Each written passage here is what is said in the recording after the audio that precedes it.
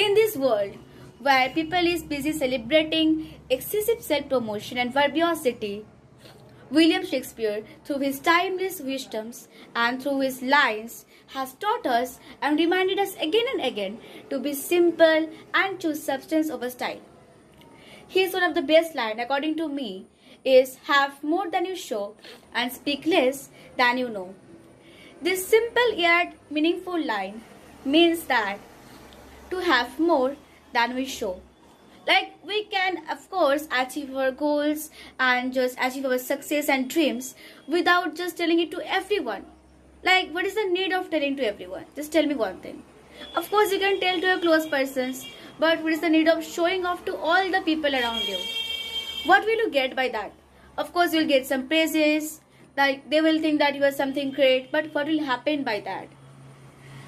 All you have to do is achieve your success by your way, and then of course you can show off, but not that much. And like speaking less than we know.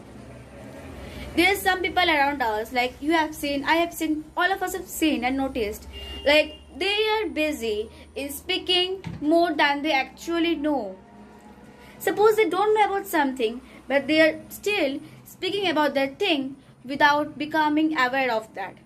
This is a very bad personality indeed.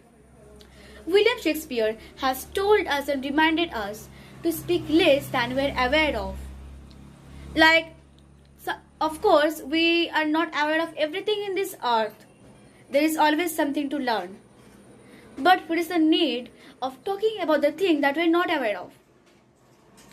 Like, suppose speaking in a conversation, you have to be first a good listener, because listening to the conversation will make you a good speaker.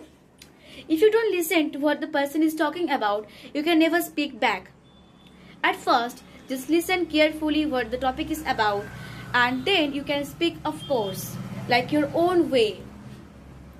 So, just keep your mind calm and be simple the way you are.